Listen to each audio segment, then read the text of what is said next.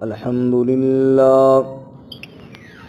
لله وكفى الصلاة والسلام على خاتم الرسل وسيد الأنبياء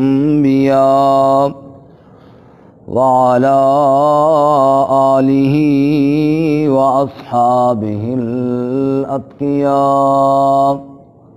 أما بعد فأعوذ بالله من الشيطان الرجيم. بسم الله الرحمن الرحيم. ولما جاءهم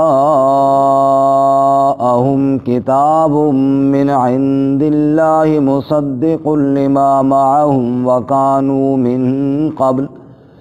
وكانوا من قبل يستفتحون على الذين كفروا فلما جاءهم ما عرفوا كفروا به فلعنة الله على الكافرين. بئس ما اشتروا به أنفسهم أن يكفروا بما أنزل الله بغيا أن ينزل الله من فضله على من يشاء من عباده فباءوا بغضب على غضب وللكافرين عذاب مهين. ولما جاءهم کتاب من عند اللہ، اور جب آئی ان کے پاس عظیم الشان کتاب اللہ کی طرف سے، مصدق لما معہم، جو تصدیق کرنے والی ان کے لیے جو ان کے پاس تھا، وَكَانُوا مِن قَبْلُ يَسْتَفْتِحُونَ عَلَى الَّذِينَ كَفَرُوا، اور وہ اس سے پہلے مدد مانگتے تھے یا فتح طلب کرتے تھے کافروں پر. فلما جاءہم، پس جب آیا ان کے پاس، ما عرفوا، جس کو انہوں نے پہچان لیا، کفروا بہ، تو انکار کر دیا اس کے ساتھ. فلعنۃ اللہ علی الکافرین، پس اللہ کی لعنت ہے کافروں پر. بئس ما اشتروا به انفسهم، بہت برا ہے جو بیچ ڈالا جس کے بدلے اپنی جانوں کو، ان یکفروا بما انزل اللہ، کہ انہوں نے انکار کر دیا اس کے ساتھ جو اللہ نے نازل کیا، بغیاً، بغاوت کرتے ہوئے، ان ینزل اللہ من فضلہ، کہ اتارتا ہے اللہ تعالیٰ اپنے فضل سے، علی من یشاء من عبادہ، جس پر چاہے اپنے بندوں میں سے. فباؤوا بغضب علی غضب، پس وہ لوٹے غصے کے ساتھ غصے پر. وللکافرین عذاب مہین، اور کافروں کے لیے رسوا کرنے والا عذاب ہے. سبحان ربک رب العزت عما یصفون وسلام علی المرسلین والحمد للہ رب العالمین. اللہم صل علی محمد وعلی آل محمد کما صلیت علی ابراہیم وعلی آل ابراہیم انک حمید مجید. اللہم بارک علی محمد وعلی آل محمد کما بارکت علی ابراہیم وعلی آل ابراہیم انک حمید مجید.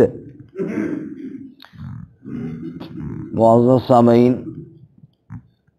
سورۃ البقرہ کا 11واں رکوع آیت نمبر 89 اور 90 آپ کے سامنے تلاوت کی ہیں.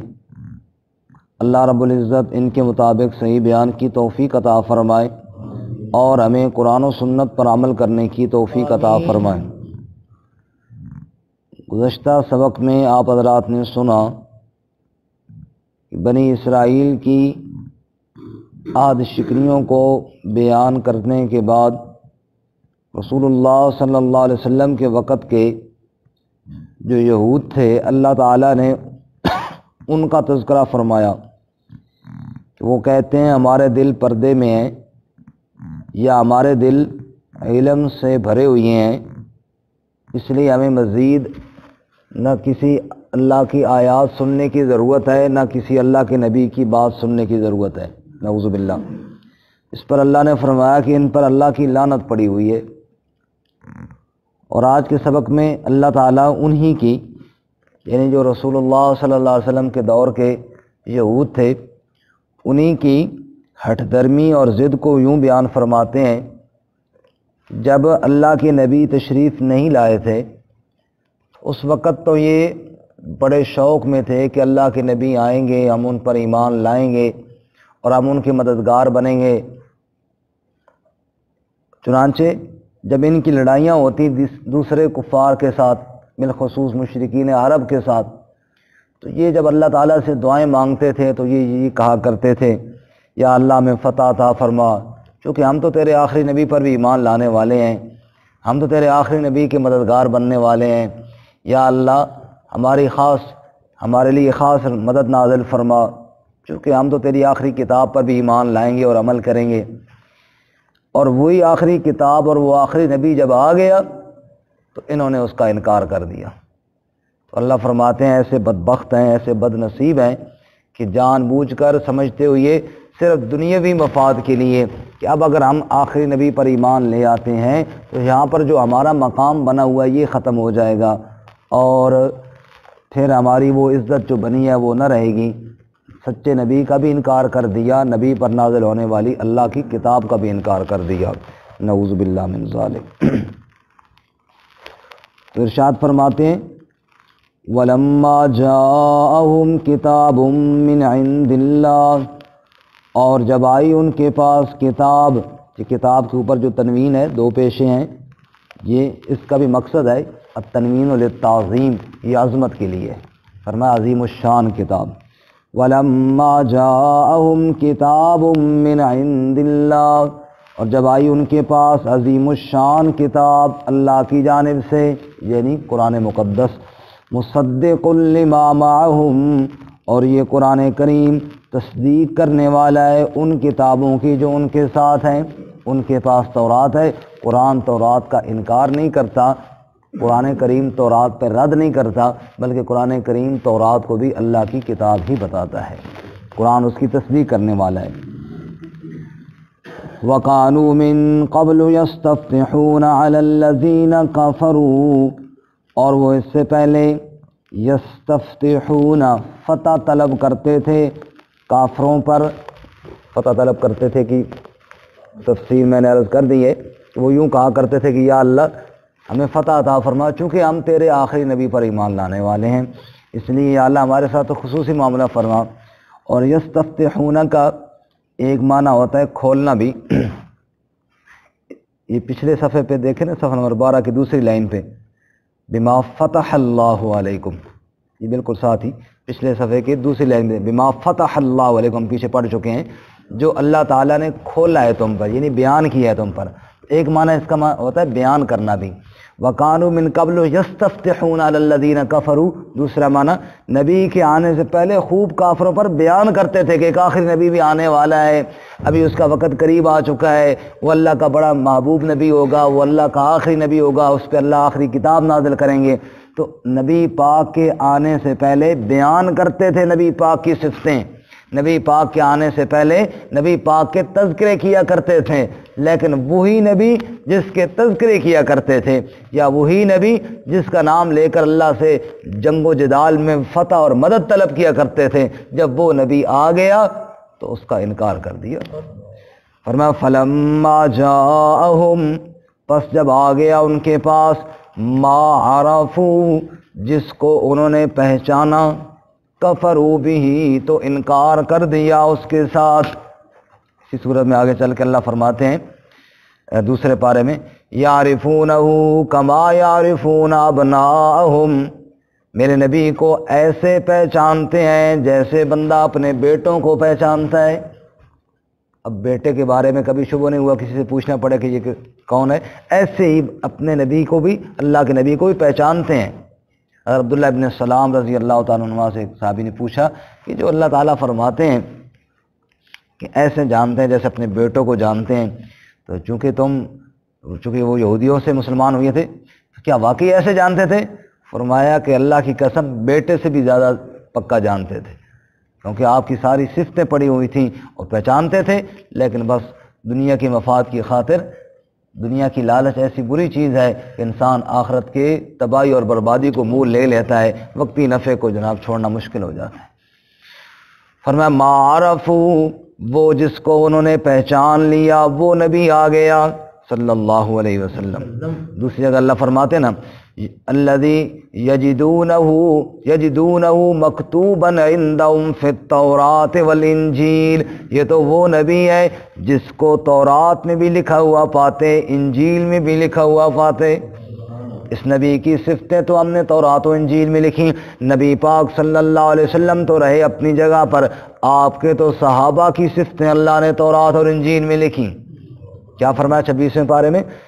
ذالک مثلہم فی التوراۃ ومثلہم فی الانجیل، نبی پاک کے صحابہ کا تذکرہ کرتے ہوئے اللہ فرماتے ہیں ان کی مثالیں تورات میں بھی اور ان کی مثالیں انجیل میں بھی موجود ہیں۔ نبی پاک صلی اللہ علیہ وسلم اور آپ کے غلاموں کے اوصاف اللہ نے تورات و انجیل میں لکھے۔ فرمایا ما عرفوا، وہ نبی جس کو انہوں نے پہچان لیا، نشانیاں ادھر پڑیں اور ادھر نبی پاک صلی اللہ علیہ وسلم کی ذات میں ان نشانیوں کو دیکھ لیا۔ ایک یہودی کے ساتھ معاملہ آپ کا ادھار کا، ابھی وہ تاریخ جو آپ نے کھجوریں اس کو دینی تھی اس میں چند دن باقی کہ وہ آ گئے اور اللہ کے نبی صلی اللہ علیہ وسلم کے ساتھ خوب بدتمیزی کی کہ ٹال مٹول کر رہے ہو اور میرے جو قرضہ لیا ہوا ہے جو دینے ہیں مجھے وہ دیتے نہیں ہو۔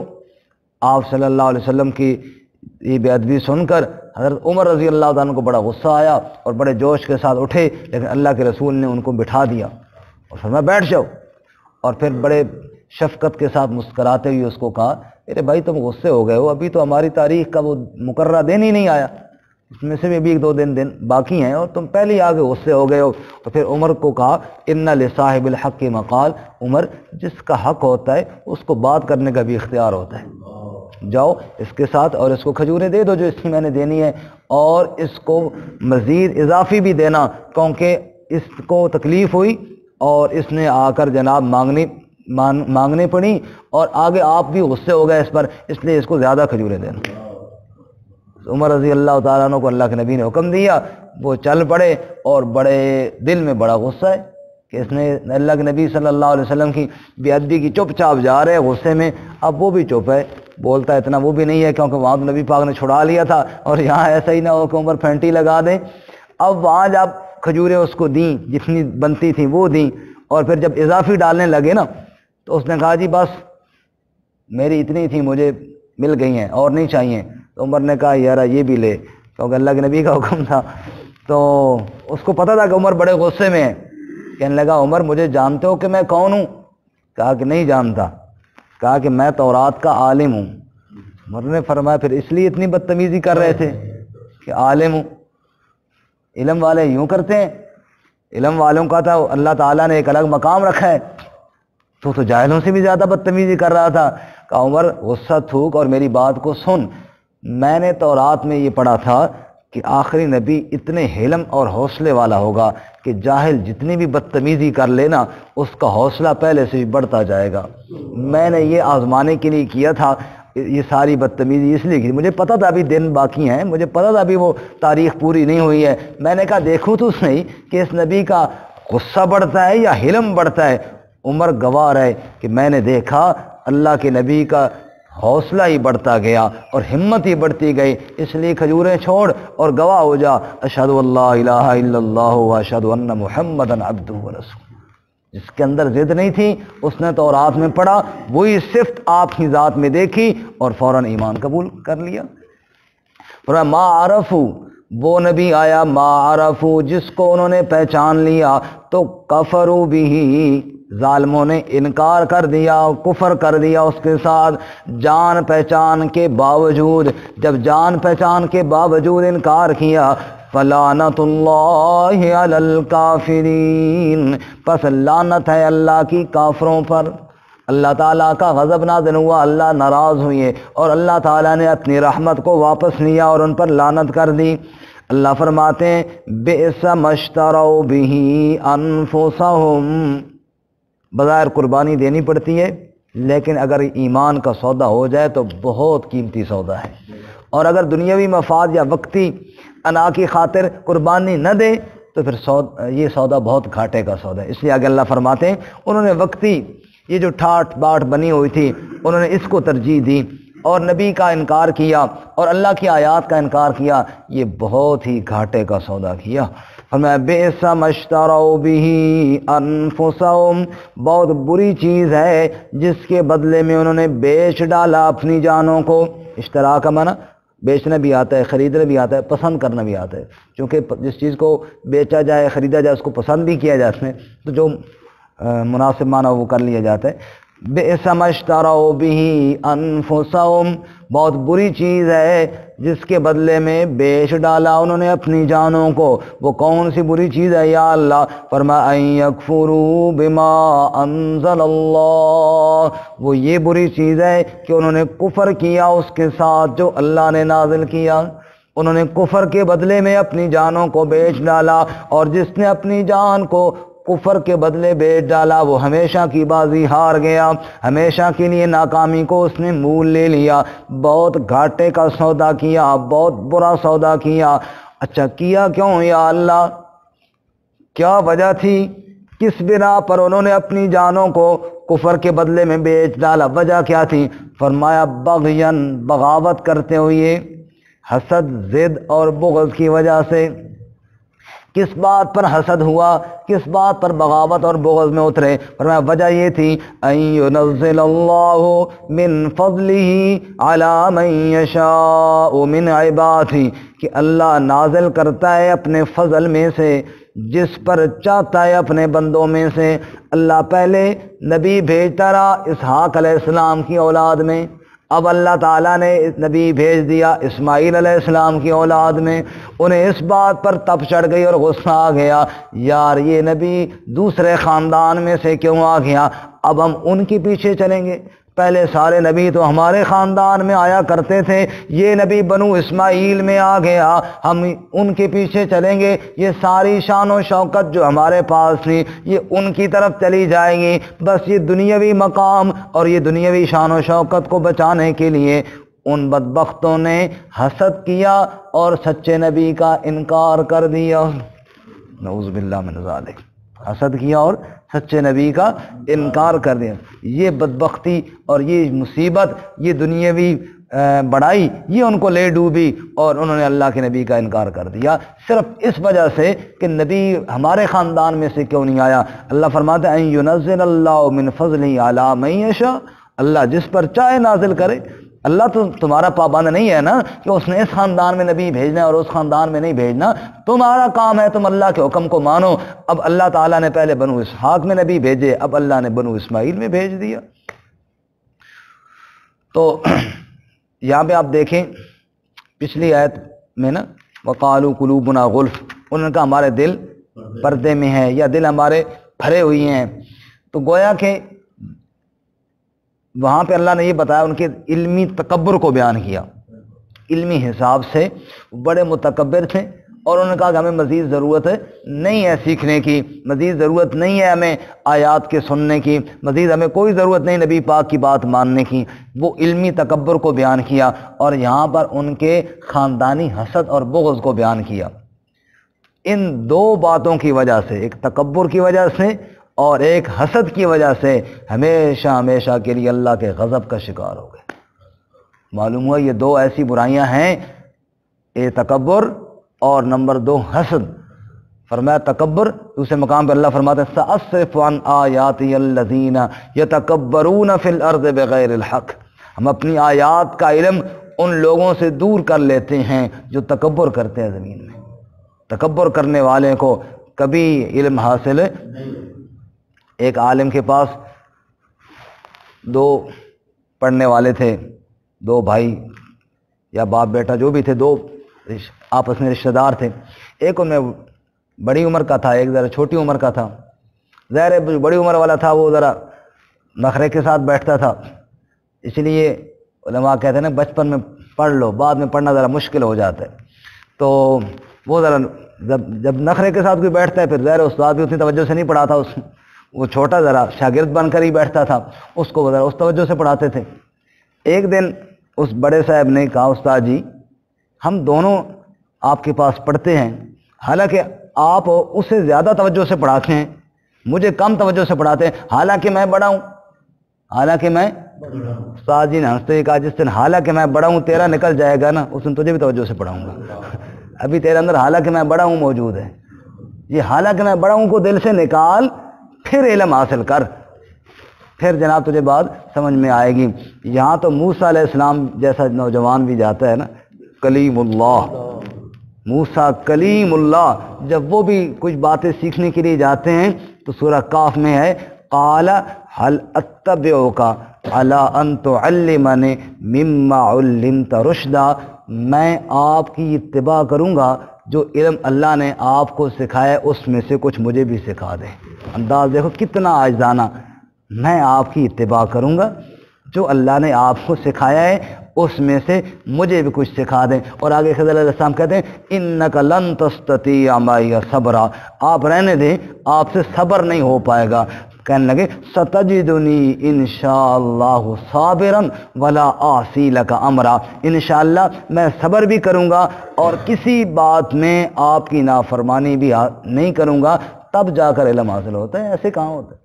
تو ایک بات یہ تھی انہوں نے تکبر, انہوں نے بادشاہ ہمیں تو پتہ ہے سارا کچھ, پتہ ہے تو پھر جاؤ, پھر معروم رہ گئے. دوسری حسد, حسد ایسی گندی بیماری ہے, علماء فرماتے ہیں کہ قتل بعد میں ہوا ہے اور حسد پہلے ہوا ہے, اور جو قتل ہوا وہ حسد کی وجہ سے ہوا, قتل جو ہوا وہ حسد کی وجہ سے ہوا. اور رسول اللہ صلی اللہ علیہ وسلم نے ارشاد فرمایا ان الحسد یاکل الحسنات کما تاکل النار الحطب, جس طرح آگ لکڑیوں اور ایندھن کو کھا جاتی ہے ایسی حسد انسان کی نیکیوں کو بھی کھا جاتا ہے.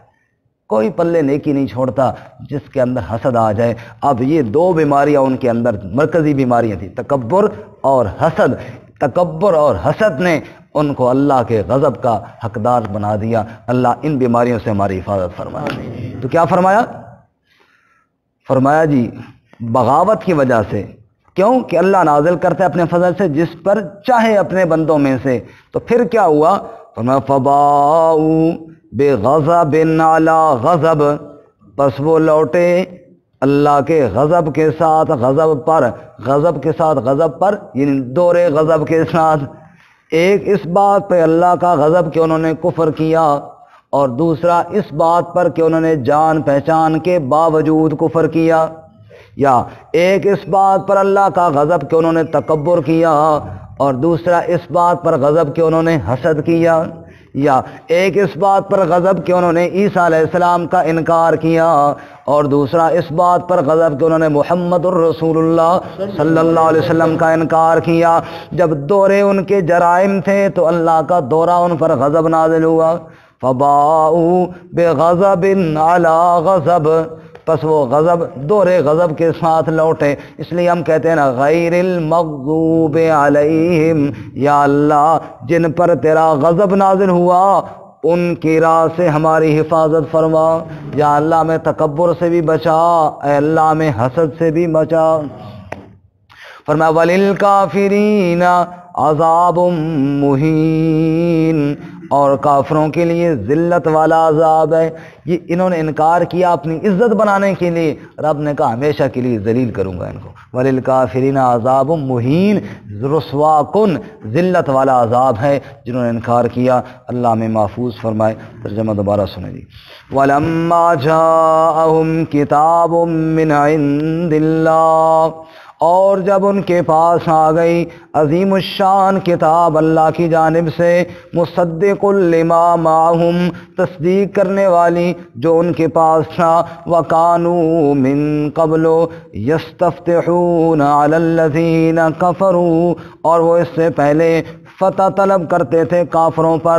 فلما جاءہم ما عرفوا، پس جب آ گیا ان کے پاس جس کو انہوں نے پہچان لیا، کفروا بہ، تو انکار کر دیا اس کے ساتھ. فلعنت اللہ علی الکافرین، بس اللہ کی لعنت ہے کافروں پر. بئس ما اشتروا بہ انفسہم، بہت بری چیز ہے جس کے بدلے میں بیچ ڈالا انہوں نے اپنی جانوں کو. ان یکفروا بما انزل اللہ، کہ انکار کیا انہوں نے اس کے ساتھ جو اللہ نے نازل کیا. بغیاً، بغاوت کرتے ہوئے. ان ینزل اللہ من فضلہ علی من یشاء، کہ اتارتا ہے اللہ تعالیٰ اپنے فضل سے جس پر چاہے. من عبادہ، اپنے بندوں میں سے. فباؤوا بغضب علی غضب، بس وہ لوٹے غضب کے ساتھ غضب پر. وللکافرین عذاب مہین، اور کافروں کے لیے ذلت والا عذاب ہے.